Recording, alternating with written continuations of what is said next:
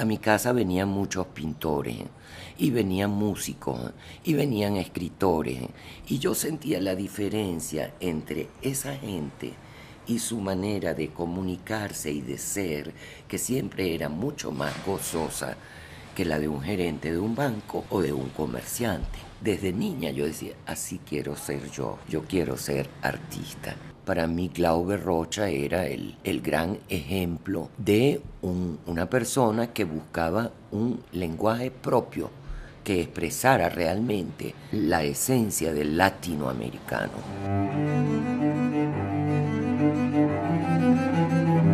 Voces del cine venezolano, una mirada crítica y reflexiva hacia el pasado de nuestro cine y un legado para nuestro futuro de la mano de sus propios autores y protagonistas.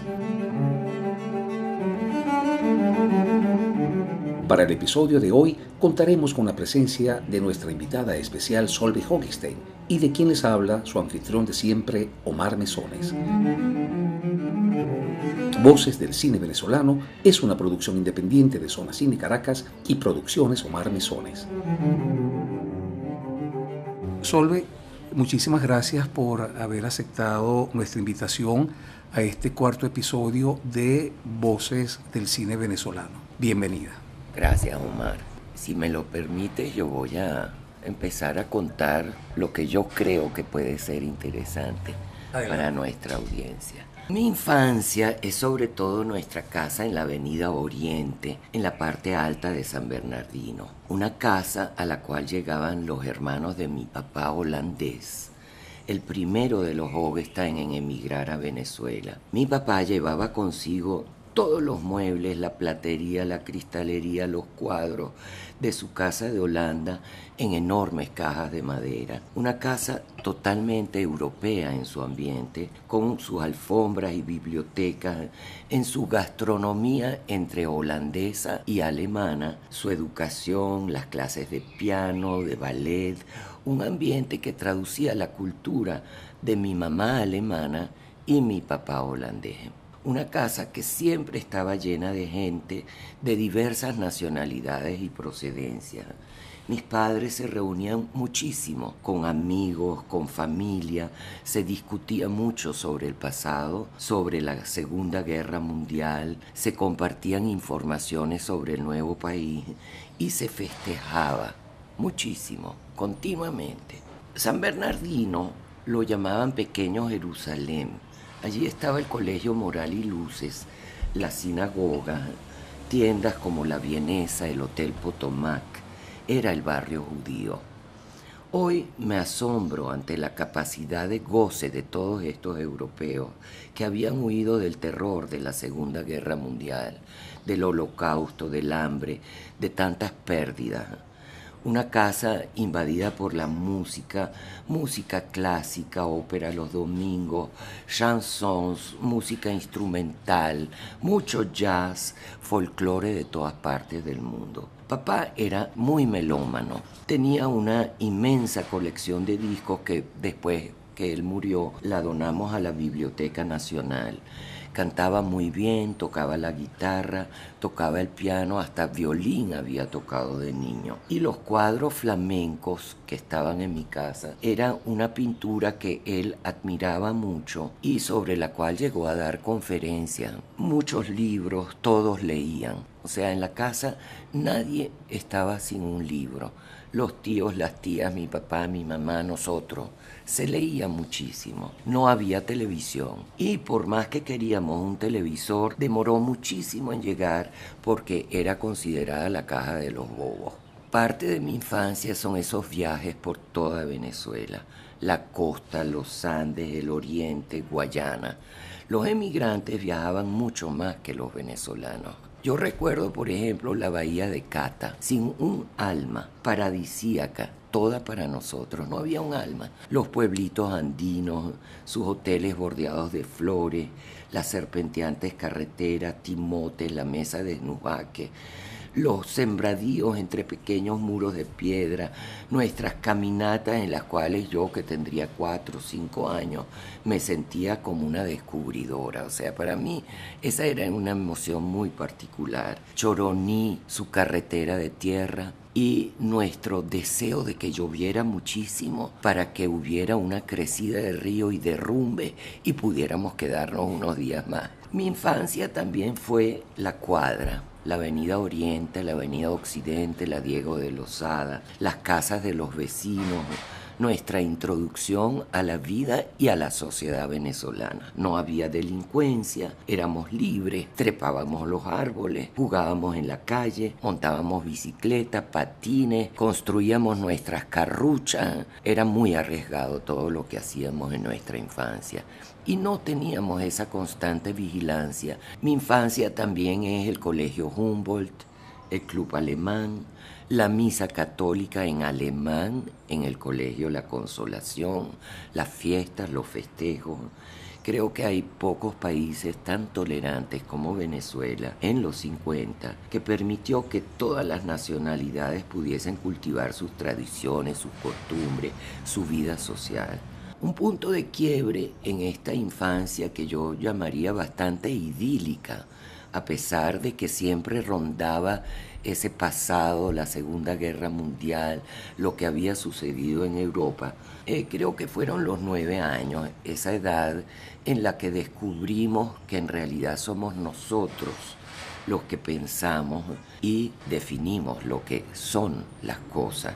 Yo creo que en estas etapas de la vida, entre los 9 hasta los 11, 12, la adolescencia, el inicio de la adolescencia, ese yo creo que es una de las etapas más interesantes de la vida, muy restrictiva para nosotras, porque éramos niñas. O sea, la libertad que tiene hoy en día una niña no la conoció una mujer de mi generación. Había muchas reglas. Mis padres eran muy estrictos, habían chaperonas, fiestas controladas, vigilancia, hipocresía, prohibiciones y limitaciones que no tenían los varones. Discusiones en las clases de religión, alejamiento de la religión católica, comienzan los conflictos con la disciplina, la vocación, porque de una chica de mi edad se esperaba casarse y tener 5 hijos, and that's it. Ahí se acaba la vida. Y yo quería ser profesional, quería ser independiente, quería conocer el mundo. Ahora, Solveig, en ese mundo tan rico culturalmente, en donde se desarrolla tu infancia y tu adolescencia, ¿en qué momento comienza a aparecer el cine? Mi primer contacto con el cine en una casa sin televisión fue a los 5 años. Yo era una niña muy nerviosa, hipersensible, delgada, asmática. Pasé muchos días en cama. Los cuentos de Grimm, de Andersen, de Stevens, de Karl May, que nadie lo conoce en Venezuela, que es un autor que nunca salió de Alemania, pero que te llevaba hasta Afganistán, el Kurdistán, los indios norteamericanos, aventuras, me encantaban. Y a esa edad yo estaba convencida de que existían los marcianos, que los fantasmas podían aparecerse en cualquier momento, que podían entrar por la cerradura de la puerta. Y hoy me compadezco de mis padres. A los 5 me llevan a ver El ladrón de Bagdad, una película en la cual se narraban las aventuras de un niño hindú que se enfrenta a monstruos de cartón que para mí eran reales. Unas arañas monas enormes, tigres, tormentas, antagonistas malignos. O sea, a mí me impresionó tan hondamente esa película que las siguientes 3 noches no dejé dormir a toda la familia. Me asaltaban, tenía pesadillas con las arañas, con los monstruos. Y mi papá decidió, esta niña solo puede ver dibujos animados Walt Disney. Entonces, imagínate lo que fue mi primer contacto con el cine. Fue tan impresionante y a la vez se convirtió para mí el cine en algo inalcanzable, algo imposible. No me dejaban ver otras películas. Y bueno, ¿qué te puedo contar? Que en la adolescencia, por supuesto, inventaba cualquier cuento, voy a estudiar a casa de una amiga y iba a ver películas, ¿sabes? Con mis amiguitas. Y bueno, yo me gradué en el Colegio Humboldt en Humanidades a los 16 años y decidí estudiar diplomacia, se llamaba en aquel entonces, hoy en día se llama estudios internacionales. ¿Por qué quería yo eso? Pues yo quería conocer el mundo. Entonces dejé esos estudios y me puse a dibujar y a visitar el taller libre de arte en la avenida Andrés Bello. Recibí clases de dibujo, me acuerdo, con Régulo Pérez. Empecé a trabajar en arcilla. Me gustaba mucho trabajar con distintos materiales en escultura y me identificaba mucho con la libertad personal que otorgaba el arte. A mi casa venían muchos pintores y venían músicos y venían escritores y yo sentía la diferencia entre esa gente y su manera de comunicarse y de ser, que siempre era mucho más gozosa que la de un gerente de un banco o de un comerciante. Desde niña yo decía, así quiero ser yo quiero ser artista, sin tener en realidad una vocación definida. A los pocos meses me inscribí en letras en la Universidad Central. Esto fue antes de la renovación. Iván Feo, por supuesto, fue mi compañero de clase. Éramos de la misma generación. Y yo me acuerdo que a pesar de que tuve profesores maravillosos como Ángel Rosenblatt en filología o Federico Riu en filosofía, Rufo Galis en griego, los Catrice en Francia, yo aprendí francés en la Universidad Central, clases intensivas, pero los profesores de literatura en sí tenían todos un perfil marxista. Y si tú no trabajabas sobre Gogol, sobre Gorky, sobre Mayakovsky o Gerasimov, te raspaban. O sea, solo estaba permitida esa línea. Ya llego a los 18 años y tengo la oportunidad de optar por una beca para periodistas latinoamericanos de la Fundación Konrad Adenauer. Yo trabajaba en la radio con mi papá desde los 16, hice mi examen de locutor a los 17. Eso me hizo a los ojos de la Fundación Konrad Adenauer como una persona ya apta para optar a esa beca. Pasé por un examen de admisión por escrito, oral, etc. Gané esa beca durante un año con 14 colegas desde Panamá hasta Tierra del Fuego, todos varones. Y yo la única niña y además la única que hablaba alemán.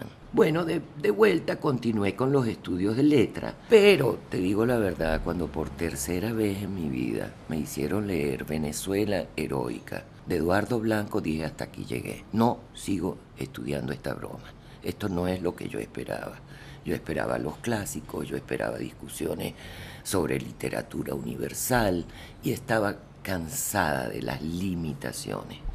Y por eso, a los 21, con dinero propio que yo había guardado porque trabajaba de modelo de cuñas y daba clases de alemán privadas, compré mi pasaje y le anuncié a mis padres el día de mi cumpleaños: me voy. Yo juraba que ese dinero me iba a servir para hacer todos mis estudios. Al medio año estaba empobrecida y no hallaba qué hacer.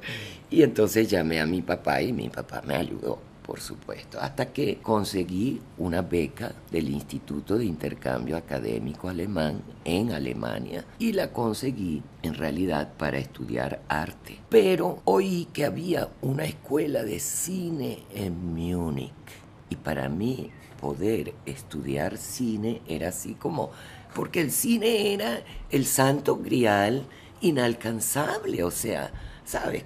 En mi infancia como era, yo anhelaba tanto entrar ahí y no podía. Entonces presenté el examen de admisión y logré pasarlo, ya sin las penas y humillaciones que viví en mi primer examen de admisión en la Escuela de Arte. Ya aquí yo estaba metodológicamente muy bien preparada y me aceptaron y logré que me cambiaran la beca de arte a cine.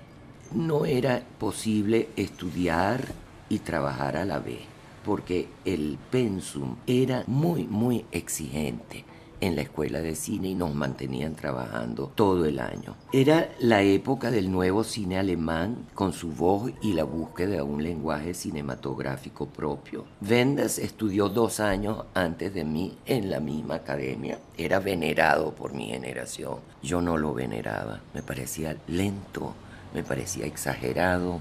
Y por supuesto había muchas controversias porque yo era la única que se salía del redil.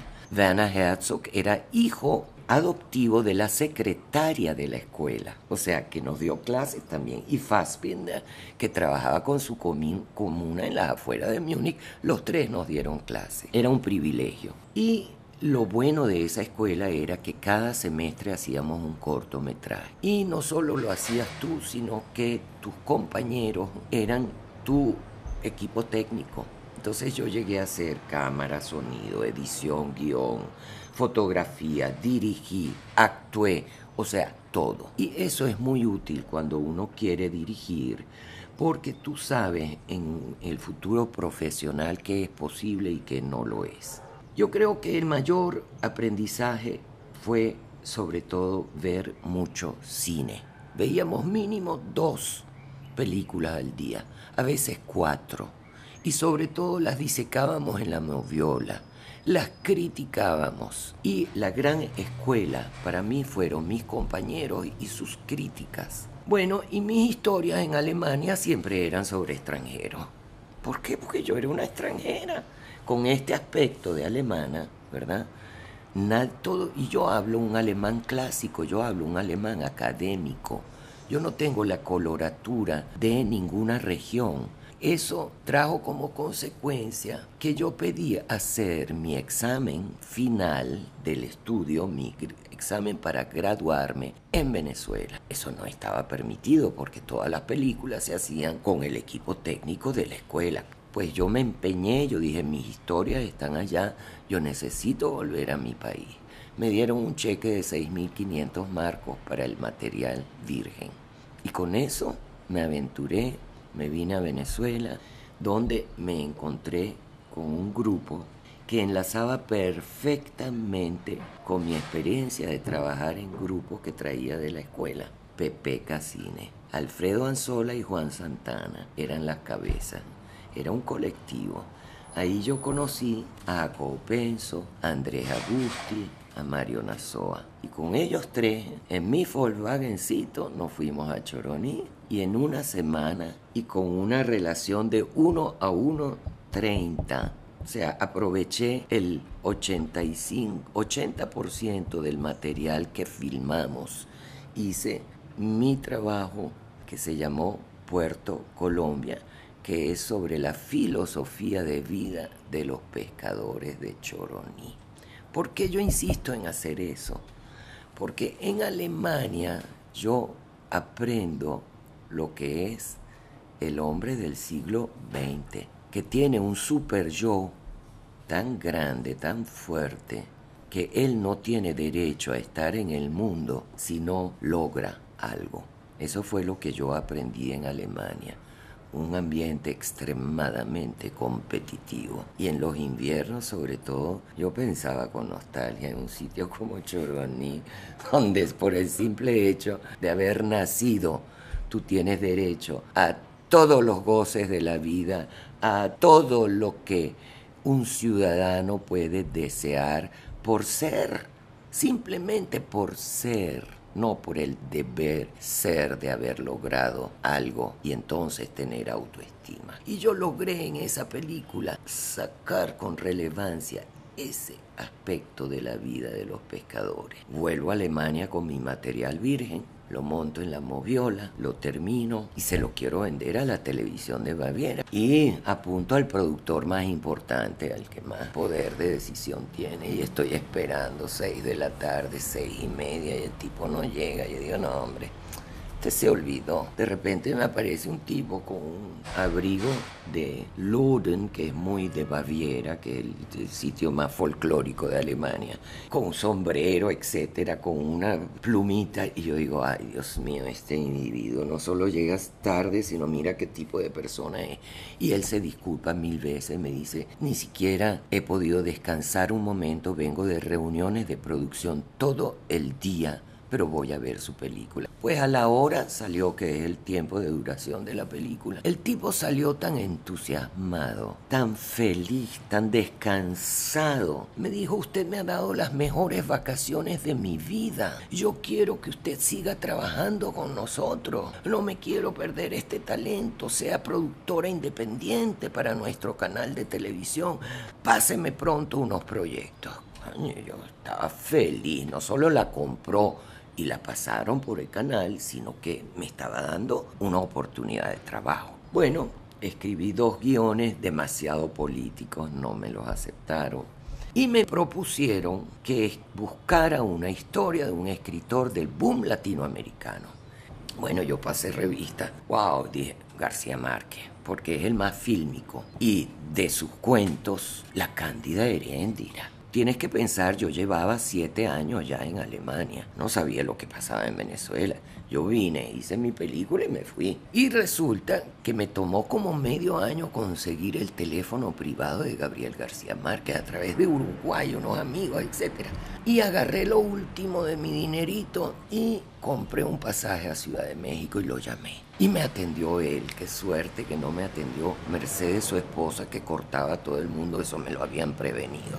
Me contesta él y se queda enganchado con mi acento venezolano. Cónchale, Caracas, tú hablas como los caraqueños, qué buenos recuerdos, etc. Yo le digo, yo me acabo de graduar, necesito una historia suya para que los alemanes me den el dinero para una pequeña película para la televisión y me gustaría La Cándida Heréndira. Y entonces él se echa a reír y me dice, esos derechos los tiene Margot Benacerraf, le quedan 3 años de derecho. ¿Cómo? ¿En serio? Qué triste, wow. Bueno, entonces, ¿qué hago? Y él me dice, escoge otro cuento. Y yo le digo, El mar del tiempo perdido. Y él me dice, ese. No, tú no puedes escoger ese. Digo, ¿y por qué? Me dice, porque tú no puedes reconstruir debajo del fondo del mar el mismo pueblo de la costa que está en la superficie. Y yo le digo, eso no es problema, eso lo resuelvo yo de otra manera. Entonces me dio El mar del tiempo perdido, pidiéndome que no le dijera nada a Carmen Balcells, que era su agente literario,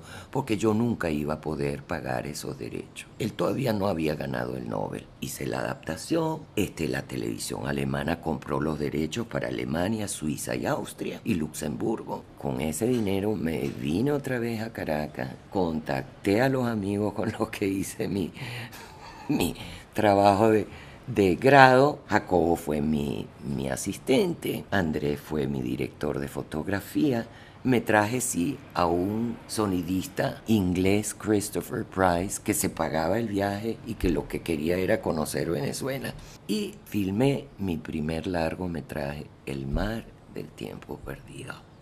Yo recuerdo que era invierno, que yo estaba adaptando ese cuento a un guión. Afuera caía la nieve y estaba escribiendo una escena en la que viene un circo al pueblo donde se desarrolla esta historia. Y cuando estuve montada en un andamio, y ese pequeño circo lo montamos en el pueblo de Río Seco, en el estado Falcón, en la parte que se llamaba Venezuela, yo sentí una emoción tan profunda de que cuando tú imaginas algo en la ficción, ¿verdad? Y lo reproduces en la realidad para filmarlo, cónchale, somos como los dioses, ¿sabes?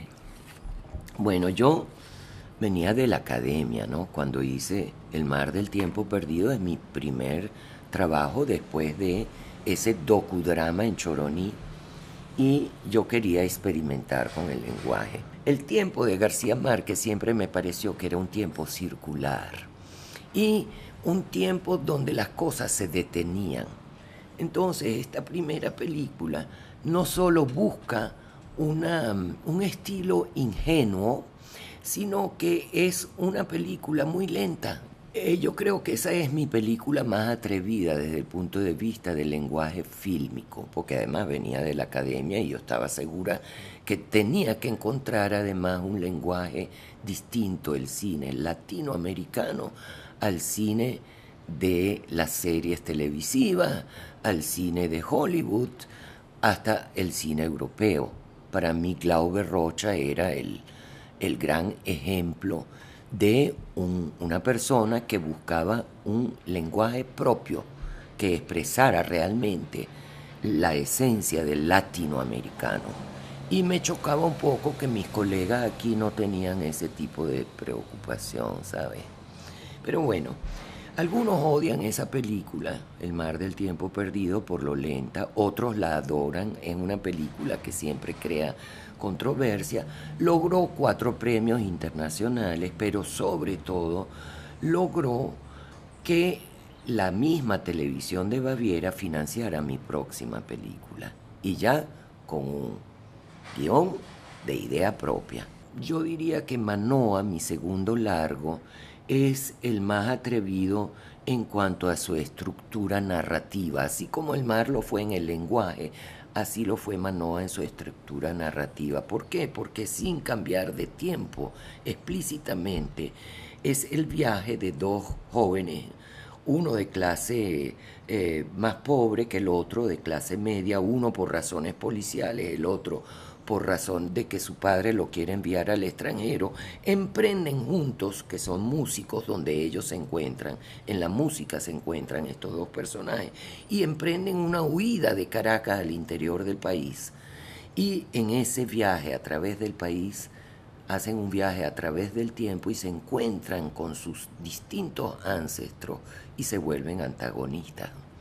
Entonces, eso era algo que me venía, por supuesto, de mis viajes por el país, porque viajar por Venezuela es un poco viajar a través del tiempo. Y se me ocurrió, como yo misma escribí ese guión, y era un guión bastante atrevido, que tenía muchos personajes muy extremos, muy originales, pero muy breves, porque era un viaje. Los protagonistas son los únicos que dan el hilo conductor. Entonces se me ocurrió que 4 actores representaran 13 personajes. Y así se hizo. Ellos fueron Asdrúbal Meléndez, Héctor Duvachel, Julio Mota y Renato Rodríguez, el escritor, que le encantaba actuar y que era perfecto para... Eran muy pequeños roles, ¿sabes? Pero hacía falta grandes actores. A más pequeño el rol, mejor tiene que ser el actor, porque no tiene mucho espacio para desarrollar su personaje. Y los 2 protagonistas, Víctor Cuica y Diego Silva, ambos músicos. Diego sin ninguna preparación actoral, Víctor con la preparación actoral de la televisión y sobre todo de la Radio Rochela. Muy complicado, ¿no? Viajar con un equipo técnico y artístico conllevó que toda la concentración de ese pequeño grupo de técnicos, porque a mí me gusta trabajar con poca gente, creo que eso contribuye a la concentración y no solo al bolsillo. Yo prefiero una semana más de rodaje con 5 técnicos menos que un rodaje rápido con un equipo enorme en el cual no me puedo comunicar con el luminito, con el que carga los cables y con la que hace la comida. A mí me gusta, yo vengo de esa escuela europea, equipos pequeños, mucha concentración y comunicación directa, no a través de 2, 3 asistentes. Ese es el esquema hollywoodense que yo veo reproducido hoy en día en nuestros cortometrajes. O sea, los créditos de los cortometrajes a veces son más largos que el corto mismo y no lo entiendo. Y con Manoa voy a mi primer festival de cine, que es nada menos que Cannes. Primera vez en mi vida que tengo una rueda de prensa, 60 periodistas internacionales, y voy además sin afiche, solo con un pressbook bellísimo que me hizo Santiago Paul y una oportunidad única que no pude aprovechar al máximo porque ni llevé a mis actores, ni llevé a un jefe de prensa, ni a mi productor, porque Venezuela todavía no tenía conciencia para mí de lo que significaba estar en la quincena de realizadores de Cannes. Y además yo era una alemana. Yo era una extranjera, vamos a hablar claro. Ese sello también me lo gané en el sentido de que yo era demasiado crítica, yo era un cuerpo muy extraño.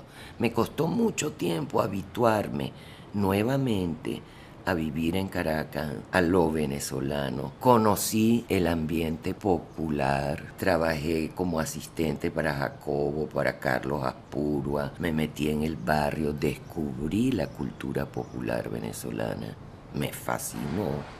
Y por eso yo creo que yo he anclado mis temas tanto en esa clase. Manoa fue para mí una muy buena experiencia, no solo hacerla, sino también exhibirla. Me fue súper bien. A mí siempre me ha ido muy bien con el público. Yo pagué la inicial de un apartamento con las ganancias de Manoa. Mi próxima película, que se llama Alemania puede ser muy bella a veces, la hice enteramente en Alemania para la televisión alemana con una productora distinta a mí. ¿Por qué? Porque yo estaba esperando un bebé y yo quería ganar mucho dinero para poderme dedicar a la crianza de mi bebé. Y así fue, yo hice mi película estando en Estado. Es un tema extranjero, una pareja de extranjeros tiene el mismo problema que una pareja de alemanes, es la infidelidad y los celos, de qué manera distinta lo resuelven.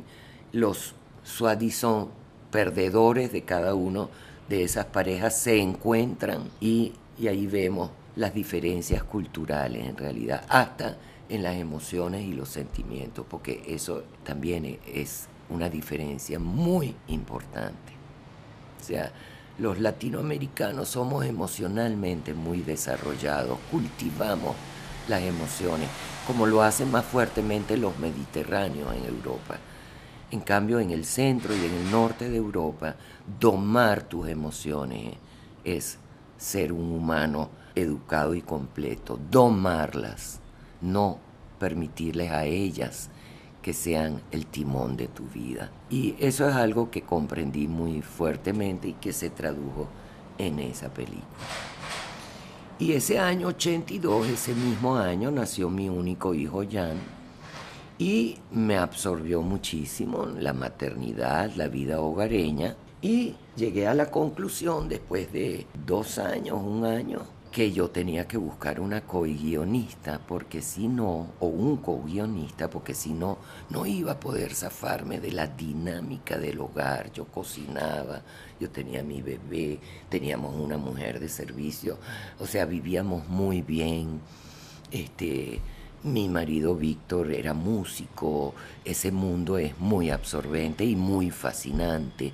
Yo conocía a todos los grandes de la salsa a través de Víctor personalmente. Fue para mí un mundo nuevo que se me abría. Y en busca de esa guionista encontré a Milagros Rodríguez. Y me puse a escribir todos los días, ya cuando el niño iba al kinder, a escribir Macu, la mujer del policía, a 1 cuadra del barrio Chapellín. Eso tiene unas ventajas increíbles, porque tú escribes la escena conociendo la locación, ¿sabes? Y eso fue para mí un enriquecimiento muy grande. Yo conocía ya el barrio.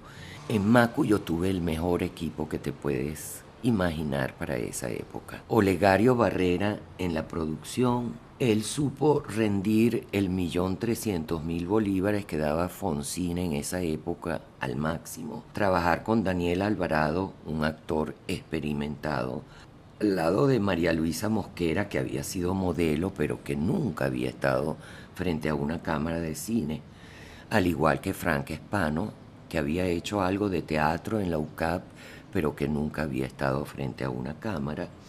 Y eso fue muy interesante porque me obligó a ensayar mucho con estos 2 jóvenes y además manejar a Daniel de manera que fuera un apoyo más y no una confrontación entre un veterano y una principiante, ¿no? Ese fue un proceso muy hermoso y yo le debo mucho a Daniel Alvarado y su sensibilidad. Era un hombre muy intuitivo y a la vez muy valiente, ¿sabes? Él no le tenía miedo a los personajes antagónicos, a los personajes malignos que representaran la brutalidad, el egoísmo. En eso él fue un actor muy valiente. Este rodaje rodó sin interferencia. Solo una noche recuerdo, la noche de la redada, se fue la luz en el barrio de Chapellín y los policías aprovecharon de caerle de verdad a golpe a los chamos que estaban ahí, que eran parte de la redada. Y yo me acuerdo que yo agarré el megáfono y tuve que poner orden y yo estaba temblando de pies a cabeza porque siempre hay muchas armas ya en aquel entonces en los barrios y lo menos que yo quería era una tragedia en mi película. Entonces me acuerdo que agarré el megáfono y otra vez hablé como en Río Seco, que todos aquí servíamos a la película, desde mí que estaba en la cabeza dirigiéndola hasta el señor que nos servía la comida y que todo el barrio de Chapellín estaba colaborando en esta película desinteresadamente porque nosotros éramos pobres, éramos cineastas independientes y que la policía debía regirse también según esas reglas. Y logramos terminar la escena y fue una experiencia límite, ¿sabes? Bien difícil. Ahora yo recuerdo que en esa película tuve la peculiaridad de trabajar, eso me di cuenta después, con 6 directores de cine. Andrea Agusti en la fotografía era director de cine.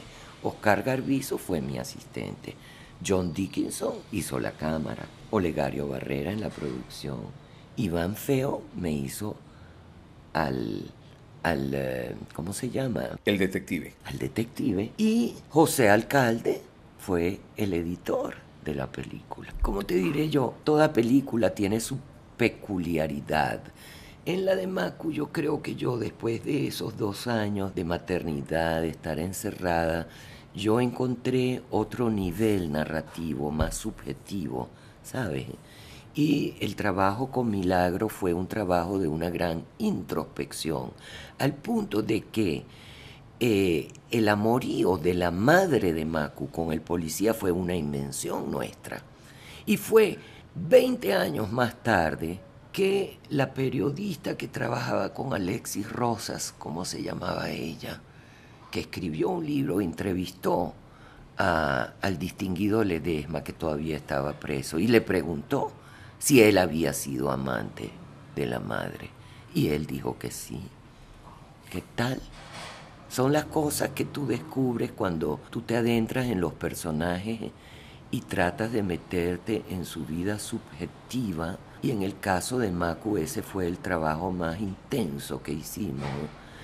Tú vas descubriendo como líneas posibles y las llevas a la ficción y de repente te sorprendes cuando te inspiraste en un caso real, porque Macu no es más que una inspiración en el caso Mamera. O sea, la película sobre el caso real es la que hizo Luis Correa, que fue preso además por esa película. A mí no me interesaban las instituciones policiales ni la justicia. A mí me interesaba el destino de una niña de barrio como lo tenemos hoy en día, ampliado, que son madres a los 12, a los 13, a los 14, que no aprenden nada, que dependen totalmente de un hombre, para además después, en su mayoría, ser abandonadas. Esa es una realidad nuestra que debemos aceptar y para la cual deberíamos trabajar para cambiarla, porque son destinos muy fuertes e innecesarios en el siglo XXI, pienso yo. Bueno, ¿qué sucedió con Macu, chico? Que yo me acuerdo en el montaje, me dice José Alcalde, nadie va a entender esta película. Está llena de flashback, eso no va a funcionar. Yo me acuerdo que esa tarde yo me quedé muy preocupada y cuando Rafael Pereira de Blancica, con los cuales ya yo había distribuido Manoa, que me fue muy bien con ellos, Él había escogido 7 cines y yo lo fui a visitar. Le dije, por favor, Rafael, bájalo a 4 salas porque la película es un poco difícil. Y él me dijo, mira, Solveig, tú dedícate a hacer película. Yo soy exhibidor, yo me dedico a la exhibición. Esta película va a ser un éxito. Y yo me fui igual de preocupada, te digo la verdad. Escogimos muy bien el día, 24 de junio, Batalla de Carabobo, solsticio de verano, día libre, gracias a César Bolívar, que un día nos vino a visitar en los estudios de la Universidad Simón Bolívar, donde filmamos todos los interiores. Él me observó, yo no lo conocía, y después me llamó y me dijo, mira, ¿tú necesitas algo para la película? Y le dije, sí, necesito la campaña publicitaria. Eso me costó el 50% de la película, pero no me arrepiento de haberlo hecho. Además invirtió, yo creo, fueron 250.000 bolívares que faltaban para copias y, ¿sabes? El tráiler, etcétera. Alquiler de moviola para montar el tráiler. Durante la edición del tráiler de Macu, yo tuve la enorme suerte de que al lado Juan Fresán, el publicista argentino que vivió muchos años en Caracas, estaba editando una cuña. Y yo era muy tímida en realidad, y me atreví a tocarle la puerta y le dije, señor Fresán, ¿usted sería tan amable de ver mi tráiler? Porque voy a estrenar esta película y me gustaría oír su opinión. Lo vio 2 veces, ¿verdad? Y me dijo, ¿tú qué quieres? ¿Tú quieres contar la película? ¿O qué es lo que tú quieres venderme? ¿Venderte? ¿Cómo venderte? Me dijo, claro, tú estás vendiendo un producto. ¿Cómo tú puedes atraer a los espectadores? Ese señor me dio en media hora, 1 hora, una clase maestra. Yo reedité no solo el tráiler, sino de ahí en adelante edité cada semana otra cuña para Radio Caracas Televisión.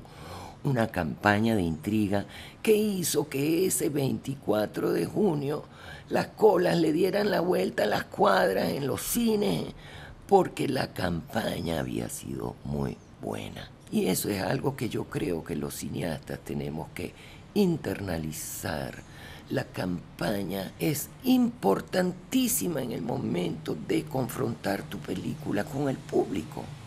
De 7 salas de cine que yo quería 4, las subieron a 13 solo en Caracas. Y hizo más de 1.300.000 espectadores. En una Venezuela que tenía 13 millones de habitantes. Claro, eran los años 80. En los 70 el público venezolano se descubre a sí mismo en la pantalla. Después del éxito de Macu, que para mí fue muy inesperado, pero que fue una bendición para todos, yo quería hacer una película de aventura. ¿Por qué? Porque desde niña ese era el género que más me gustaba leer de niña. Eran las novelas de aventura. Y escribí un guión que se llamaba Roraima, que se desarrollaba en Guayana, en el Roraima. No lo voy a contar porque quién sabe, algún día lo voy a hacer. Y lamentablemente, por primera vez en toda mi carrera, la Comisión de Estudios de Proyectos del entonces ya CENAC consideró que mi guión era descabellado y muy caro. Y yo me quedé muy frustrada, la verdad. Salió otra película de nombre Roraima. La mía hubiera sido una gran película, muy distinta, y yo me quedé realmente como en cero, ¿sabes? Porque yo estaba encaminada a hacer esa película. Y en ese tiempo, Margot Benacerraf me invita a ser vicepresidente de una fundación que ella quiere crear, y yo lo acepto, Funda Visual Latina. Durante ese tiempo, yo, además de llevar la fundación, hice la película Santera. Y la película Santera en realidad tiene su origen en mi fascinación por la naturaleza del Parque Henri Pittier y el misterio que yo siempre he sentido en esa naturaleza. Eso me llevó, por supuesto, las creencias y religiones basadas en fenómenos naturales, me llevó atrás en la evolución del ser humano. Y a concebir, yo decía, yo tengo que encontrar un personaje interesante que yo pueda colocar en esta naturaleza. Y tenía que ser una sanadora. Y en el camino de buscar una sanadora que además tuviera más poderes, me topo con la santería. La productora Delfina Catalá está interesada en hacer una película que yo dirija porque ella se dedica a producciones extranjeras y necesita como afincar el pie más en producciones nacionales hechas en el país. Y yo, como estoy en Fundavisual Latina, digo, me quito de encima el peso de la producción, solamente dirijo y escribo el guión y me voy a Cuba. Hago muchas investigaciones sobre la santería porque casi no hay material escrito. Es una religión, una creencia oral y por eso conlleva a que las canciones, los rezos y las danzas son importantísimas que se mantengan puras. Entonces me traje a un asesor que era santero y a la vez escritor a Venezuela a trabajar conmigo. Lo interesante de Santera es que es una coproducción entre el ICAIC de Cuba, Gona TV de España y Alter Producciones y Macu Films de Venezuela. ¿Y por qué digo es interesante? Porque yo integré a 5 técnicos cubanos en el equipo de producción, muy buenos técnicos, ¿sabes? Y fue un intercambio muy interesante entre los técnicos venezolanos y los técnicos cubanos. Y yo me recuerdo que me encantó muchísimo trabajar con actores como Irma Salcedo, que venía del Teatro Negro de Barlovento, un teatro que se dedica a la danza y a la expresión corporal, pero nunca al verbo, al diálogo. O sea que ahí tuvimos un largo aprendizaje. Y nuevamente trabajar con gente que no tenía experiencia frente a las cámaras, como Irma Salcedo, y ponerle al lado a una Gledys Ibarra, a un Víctor Cuica, sabes que tenían experiencia. A mí me gusta mucho eso, ¿sabes? Yo creo que tú hiciste la observación de que habían ciertos temas que se repetían, la niña, la adolescente. Sí, yo creo que en parte son mis ganas de contar a figuras femeninas, por un lado. Por otro lado, esa etapa que es la adolescencia, en la que yo creo que decidimos mucho más cosas para nuestra vida futura de lo que usualmente se asume. Yo pienso que a esa etapa en la educación y en el desarrollo humano no se le presta la debida atención todavía, ¿sabes? Estoy convencida de eso. Por eso hoy en día tengo un proyecto que se llama Cinechamos para adolescentes entre 11 y 14 y jóvenes entre 15 y 18. Y es sobre todo hablar sobre películas y los temas de las películas. ¿Por qué? Porque es una etapa en la que decides muchas cosas para tu futuro profesional y personal. Entonces sí, Santera fue una película que nuevamente le fue muy bien en taquilla, muy chévere, pero que se movió muy poco a nivel internacional porque hubo desavenencias entre la productora y yo, en las que no quiero entrar porque el pasado es. Y eso me lleva a mi trabajo en el trasnocho cultural, bien curioso. Nuevamente la vida me pone por delante una tarea.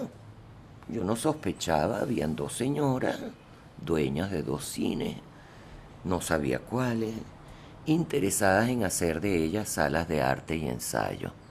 Y me llama mi hermano desde Apure, porque él tiene un amigo que trabaja con esta señora, a las cuales le habló de mí, y le pregunta a mi hermano si yo podría tener interés en hacerle una propuesta a esta señora. Y yo digo, bueno, antes que nada hay que hacer un análisis de las salas de arte y ensayo que existen en Caracas. Estaban los cines de La Previsora, estaba la sala Margot en Acerraf, estaban los cines del Centro Plaza, estaba Cine Prensa, esas eran las salas. Eran bastantes, eran 7 salas. Entonces yo no solo podía obtener las estadísticas, sino que yo conocía a todos los que llevaban la sala. Entrevisté a José Pisano, a Bernardo Rotundo, a Livio Quiroz, completé mi estadística y les presenté un análisis con la pregunta: ¿dónde están las salas que ustedes tienen? En Paseo Las Mercedes. Ah, los cines Paseo y Trasnocho. Sí, queremos convertirlo, ya la concesión se terminó, queremos hacer... Bueno, yo quisiera, vamos a visitarlo. Entonces los visitamos y descubrí que detrás de las paredes adyacentes había unos espacios sin trabajar, crudos, o sea, no había nada. Y yo dije, pero bueno, donde hay un cine o 2 cines, si son de arte y ensayo, tiene que haber un café. Y donde hay 2 cines, un café, tiene que haber una librería. Y donde hay 2 cines, un café y una librería, tiene que haber un restaurante. Y así fue creciendo Trasnocho Cultural a ser un centro cultural. Ellas querían teatro y yo dije, no, teatro no. Teatro es subvencionado por el Estado. Teatro no logra mantenerse solo.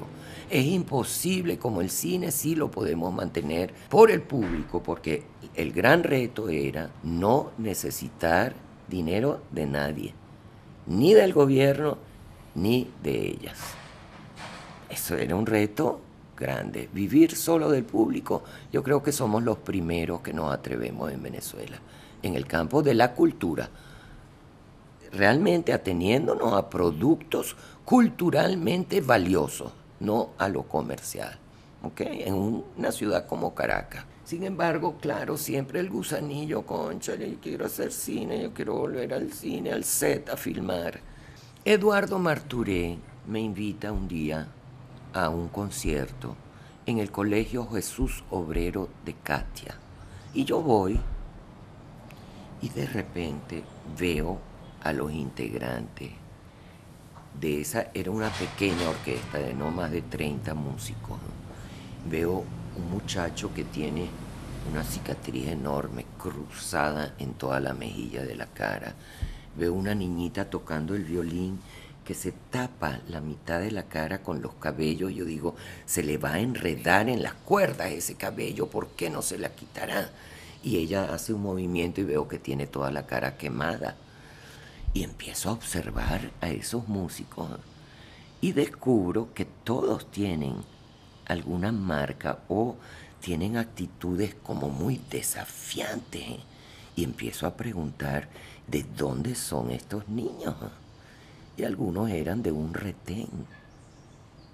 Y le sigo la pista y descubro que en el retén de Los Chorros existe una fundación Atenea que lleva Corina Parisca de Machado, donde hay un núcleo de las orquestas de Abreu.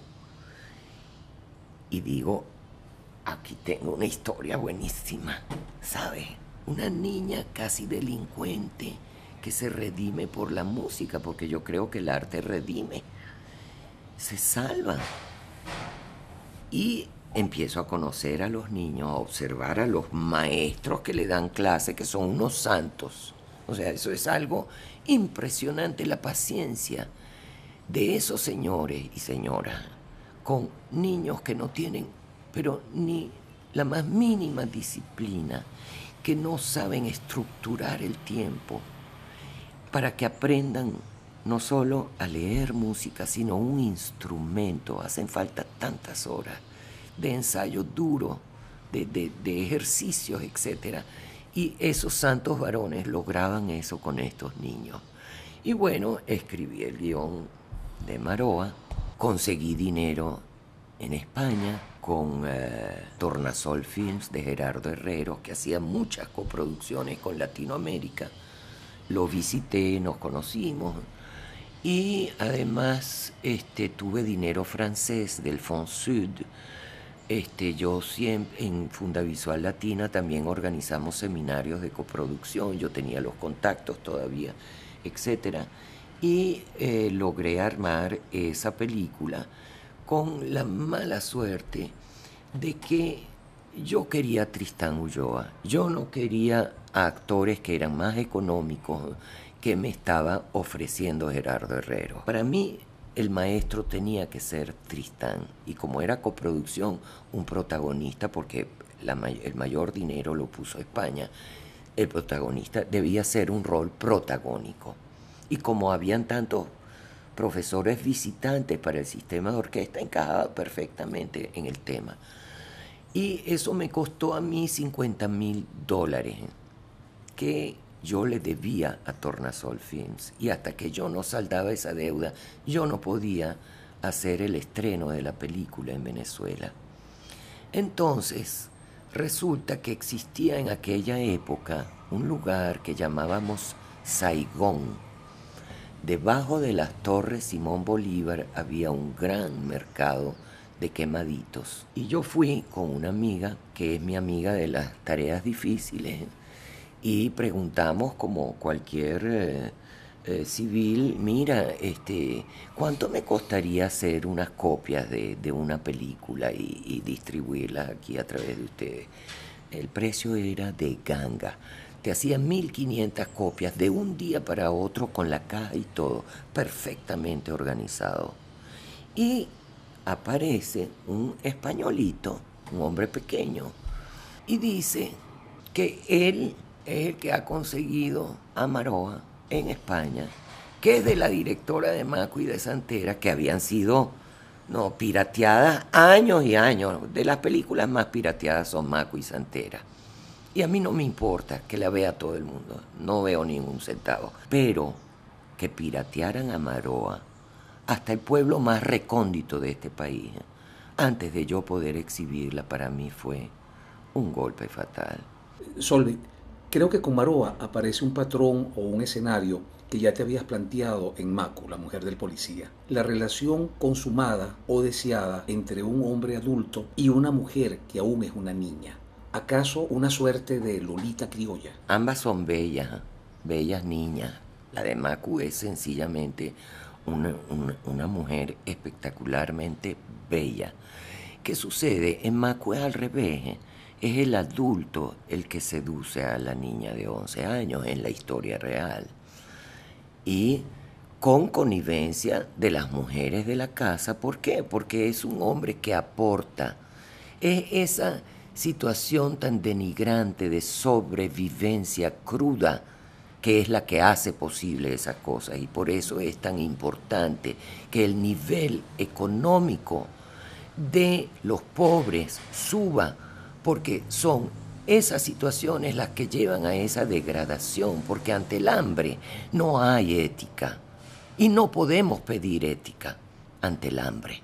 ¿Sabes? Eso es lo que yo estoy convencida, y lo que veo todos los días en la calle me causa mucha bulversión, me llena de ira, ¿sabes? Y de molestia y de preocupación. En cambio, en Maroa, es la confrontación de esa niña adolescente despierta, como son las niñas de nuestros barrios, porque se exacerba mucho lo erótico y lo sexual en el Caribe. Eso es parte de nuestra cultura. Una niñita antes de caminar le enseñan a menear el culo. Antes de caminar le enseñan a pintarse los labios, a pintarse las uñas, a tener escoticos, a moverse. Entonces, es parte de nuestra educación.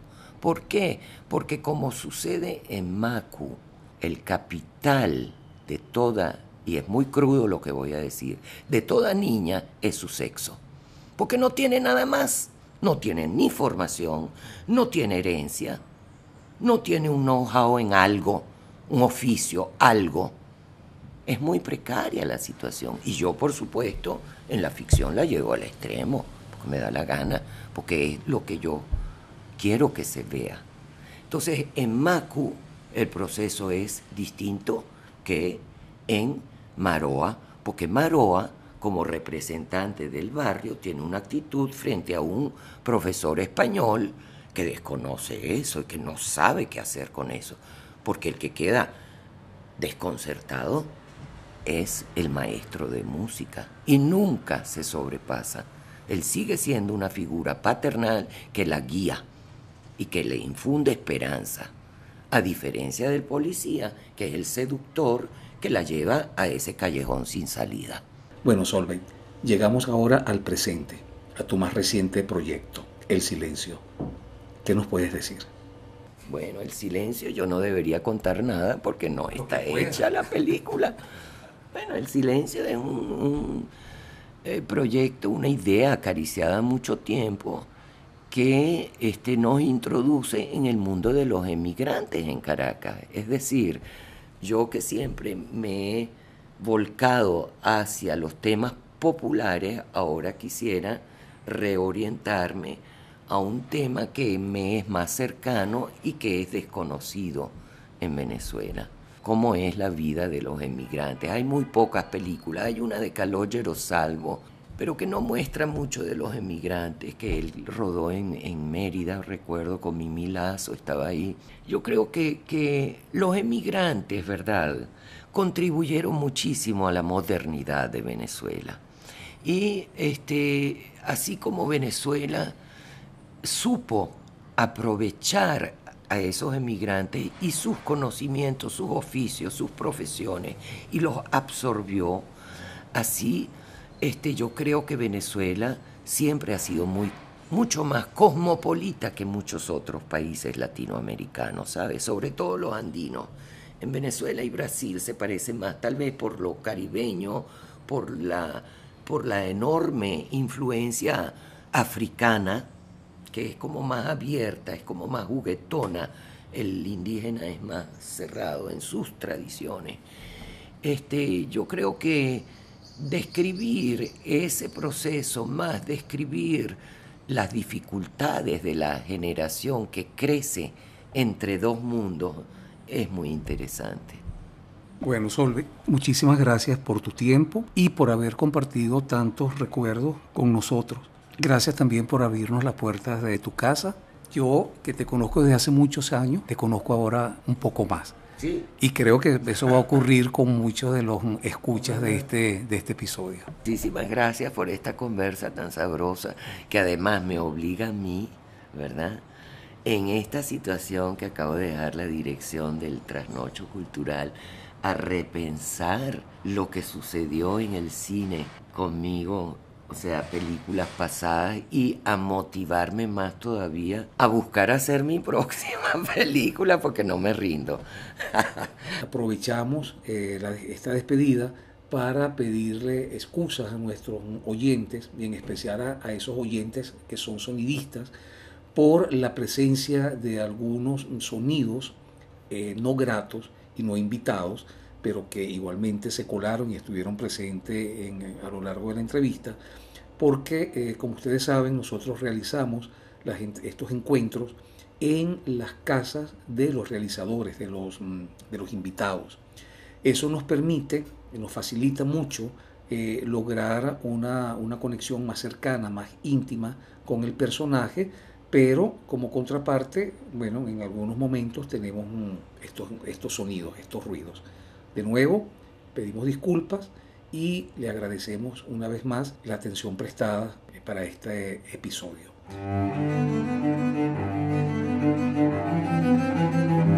Voces del cine venezolano, una mirada crítica y reflexiva hacia el pasado de nuestro cine y un legado para nuestro futuro de la mano de sus propios autores y protagonistas.